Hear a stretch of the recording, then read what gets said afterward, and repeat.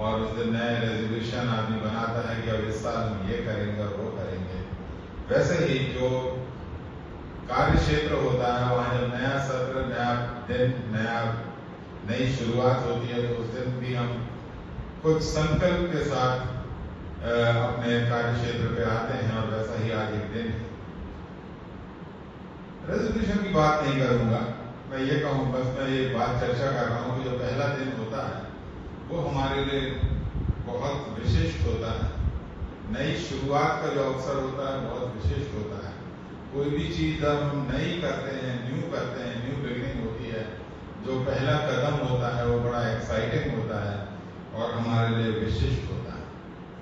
चाहे कोई हो, यदि हम ड्राइविंग सीखते हैं तो पहली बार रोड पे जाना, यदि हम स्पोर्ट्स पर्सन है, स्पोर्ट्समैन है, पहली बार मैदान पर उतरना,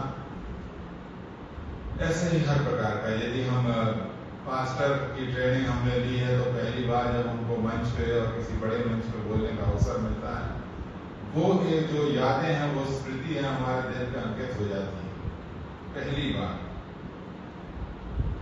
परंतु मेरे प्रियो, बहुत बार जो हमारे कार्य क्षेत्र होते हैं, जब हम वहां नए सत्र में आते हैं, तो ये बड़ी असमंजस की स्थिति और बड़ी एक अजीब सी मानसिकता भी हमारे अंदर होती है। होता यह है कि हम छुट्टियों में अपने प्रियों से मिलने जाते हैं, नहीं तो लोग हमारे घर आते हैं, हम अपने विशिष्ट मित्रों से, विशिष्ट परिवारजनों से मिलते हैं और जो एक्सपीरियंसेस हैं वो शेयर होते हैं। हाँ भाई, क्या चल रहा है आजकल, क्या कर रहे हैं। और जब लोग हमें अपने अनुभव बताते हैं तो कई बार खुश होने की बजाय हम फ्रस्ट्रेटेड भी हो जाते हैं। हम देखते हैं यार, हमारा ये जो मित्र बैक बेंचर है, ये कितना बढ़िया कर रहा है, हमारा ये जो दोस्त है, हमारा ये जो भाई है, हमारी ये जो बहन है, ये कितना बेस्ट कर रही है। मैं ज्यादा योग्यता रखता था, मैं ज्यादा होशियार था, मैं पढ़ने में ज्यादा अच्छा था, परंतु मैं कहाँ रह गया, मैं गलत जगह पे हूं। और हमारे मन में जाने अनजाने में एक असंतोष पनप जाता है, एक असंतोष जन्म ले लेता है।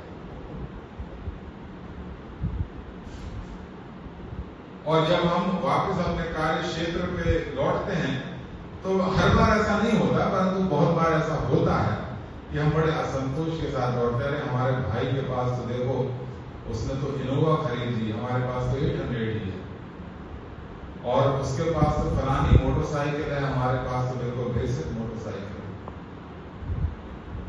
क्यों? क्योंकि वो अच्छी जगह उसको मौका मिल गया, उसको अच्छा वो मिल गया, हमको नहीं। प्रियो, हमें ये समझना है, एक बड़ा अच्छा फ्रेज है, we belong where God put अस।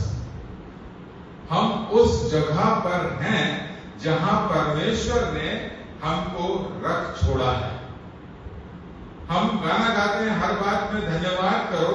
हमें धन्यवादित रहना है कि परमेश्वर ने ना केवल हमें हमारी सृजना करी, उसने हमें ज्ञान और बुद्धि से परिपूर्ण किया, परंतु परमेश्वर जो हमारी योग्यताओं को और हमारी अयोग्यताओं को जानता है, परमेश्वर हमारी ऊर्जा को जानता है, परमेश्वर हमारी क्षमताओं को जानता है, और उसने हमें रचा है और वो हमको सही समय पर सही जगह पर रखता है। तो आज यदि मैं और आप मिडिल ईयर क्रिश्चियन सर्विसेज के कम्युनिटी केयर प्रभाग में हैं, तो यहाँ पर हम ऐसे ही नहीं। ये हमारा निर्णय भी था कि हम यहाँ पर आ गए। बहुत बार हम ये अपने आप को ये सोचते हैं कि हमने यार सही निर्णय लिया यहाँ आकर, हमने यार गलत निर्णय ले लिया यार यहाँ आकर के। मैं यहाँ आने से पहले एक शिक्षक था, सेंट जॉन स्कूल में मैंने 4 साल पढ़ाया और उसके बाद में यहाँ आया। शुरुआती वर्षों में बहुत बार दिमाग में तुलना रहती, वहां जो इज्जत, जो सम्मान मिलता था, ट्यूशन वगैरह करते थे तो जो पैसा मिलता था, तो मन में अपने आप से प्रश्न पूछते थे, क्या यार ठीक किया कि नहीं किया। ये प्रश्न हमारे दिमाग में मनुष्य होने के नाते ये उपजते हैं, परंतु हमें यहाँ समझने की आवश्यकता है कि हम जहां पर हैं, परमेश्वर द्वारा हम यहाँ पर रोके गए हैं। हमने परमेश्वर को और इस कार्य को नहीं चुना है, परमेश्वर ने हमें चुना है। इस बात का बड़ा डिबेट है, इस बात का बड़ा डिबेट है। बहुत से धार्मिक लोगों को मैंने कहते सुना है, जो वो बाइबल के आए थे कि अरे परमेश्वर ने हमें नहीं, हमने परमेश्वर को और हमने मसीहत को और हमने मिनिस्ट्री को चुना है। अपना जीवन अर्पित करना एक बात है, परंतु परमेश्वर ने मुझे और आपको नियत किया है और चुना है कि हम उसकी सेवकाई से जुड़ करके अपनी योग्यताओं को, अपने ज्ञान को, अपनी बुद्धि को उसके कार्यों के लिए समर्पित करें। इस बात के लिए परमेश्वर ने हमें चुना। हम तुलना करते हैं लोगों से, हम लोगों को दूसरों की तरफ देखने लगते हैं। हम कई बार अपनी तरफ ना देख के दूसरों को देखने लगते हैं। जो वचन है वो कहता है कि हमारे शरीर में, हमारी देह में बहुत सारे अंग हैं और प्रत्येक अंग का अपना अलग काम है, विशिष्ट कार्य। ऐसे ही किसी भी ऑर्गेनाइजेशन में, किसी भी कार्य में, किसी भी संस्था में, किसी भी शाला में, किसी भी कार्य क्षेत्र में अलग अलग लोगों की अलग अलग योग्यता के लोग होते हैं। उनकी अलग अलग रिस्पॉन्सिबिलिटी होती है, उनकी अलग अलग योग्यता होती है और वो अलग अलग विशिष्टता के साथ अपने आप को समर्पित करते हैं और वो अपने अपने क्षेत्र के मास्टर्स होते हैं। हमें किसी से तुलना करने की अपनी आवश्यकता नहीं। परमेश्वर ने जो हमको दिया है, जो योग्यता हमें दी है, हमें अपना ध्यान उस पर केंद्रित करना चाहिए, हमें उस पर ध्यान लगाना चाहिए और अपनी उस योग्यता को और परिष्कृत करने का प्रयास अपने ज्ञान और बुद्धि से और परमेश्वर के मार्गदर्शन को प्राप्त करके उसकी अगुवाई में करना चाहिए। तब हम असंतुष्ट नहीं होंगे और तब हम उत्साह के साथ अपने कार्य में रहेंगे। हमारी देह में बहुत सारे अंग हैं और हर अंग का अपना काम है। जो काम नाक का है वो जीभ नहीं कर सकती, जो काम कान का है वो आंख नहीं कर सकती, जो काम हाथ का है वो पैर नहीं कर सकता और जो काम पेट का है वो दिमाग नहीं कर सकता। तो हर पार्ट का अपनी वैल्यू है, अपनी विशिष्टता है, पर उसका काम उसका है। आप सोचिए ना, यदि उस व्यक्ति को देखिए जिसका एक हाथ नहीं होता है, राइट हैंड का जो काम है वो राइट हैंड करता है, लेफ्ट हैंड का जो काम है लेफ्ट हैंड करता है। जीवन में स्ट्रगल होता है जब एक हाथ नहीं होता है। हमें ये समझना है कि परमेश्वर ने हमें से प्रत्येक को अलग अलग वरदान दिए हैं, अलग अलग तोड़े दिए हैं। हमें अपने वरदानों को पहचानना है, अपने तोड़ों पर ध्यान केंद्रित करना है, तब हम परमेश्वर की योजना को अपने जीवन में पूरा कर सकेंगे। हर व्यक्ति के लिए उसके जीवन में परमेश्वर की विशेष योजना, ये बात तो हम समझते हैं।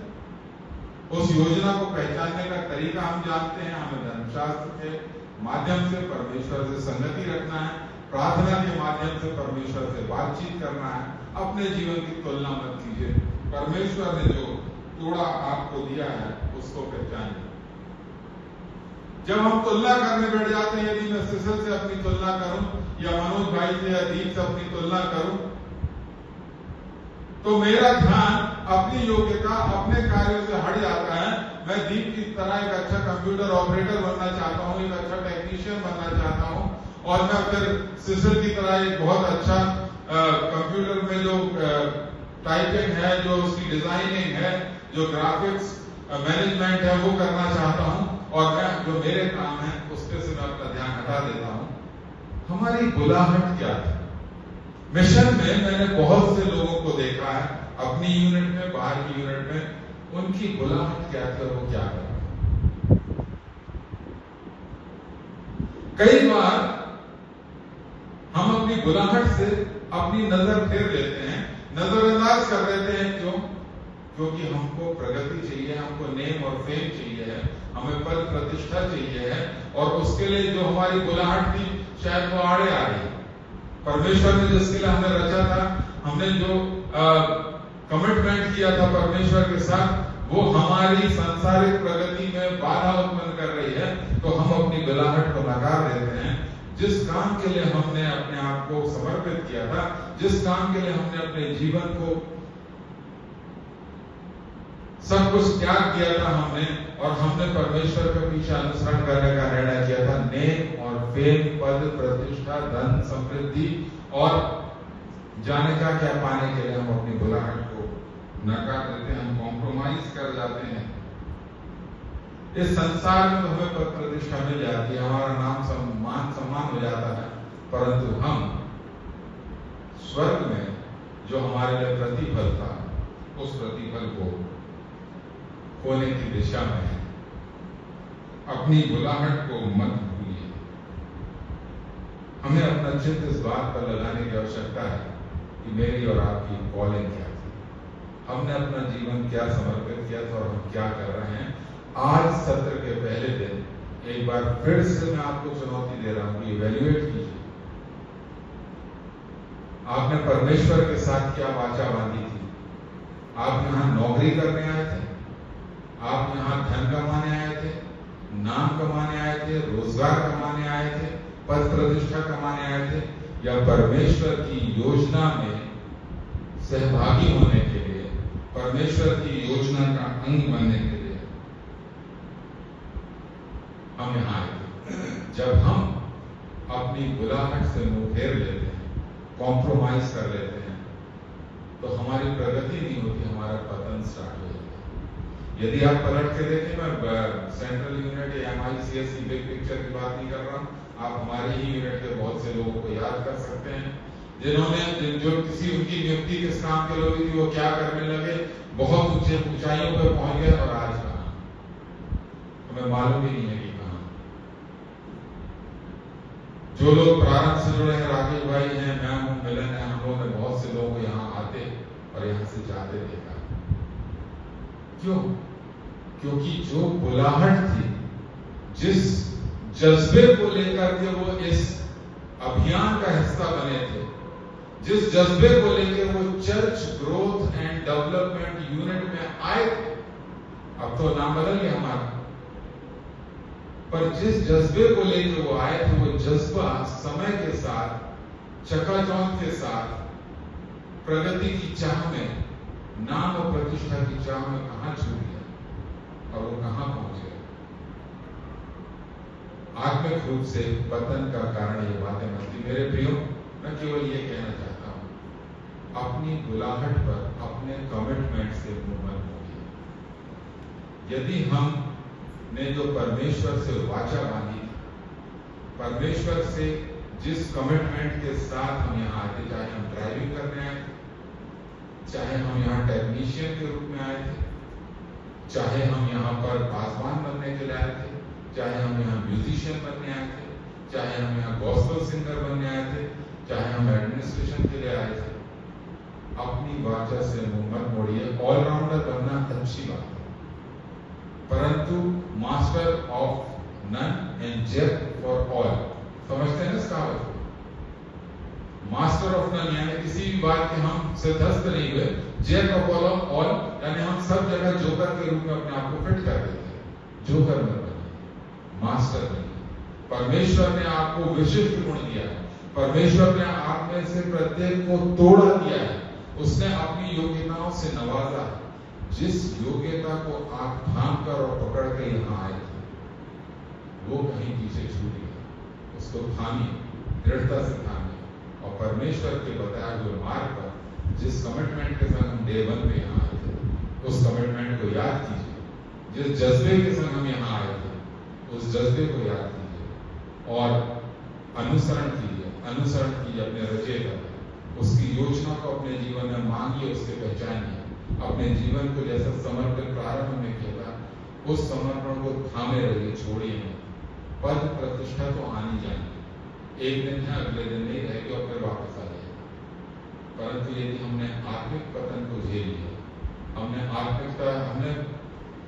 सब कुछ ग्रहण कर लिया और आत्मिकता को हमने खो दिया, तो कोई लाभ नहीं।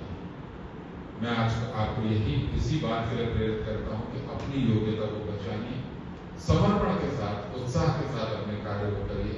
परमेश्वर आपको वो नाम देगा जो सब नाम श्रेष्ठ होगा। परमेश्वर हम सब की है भाई।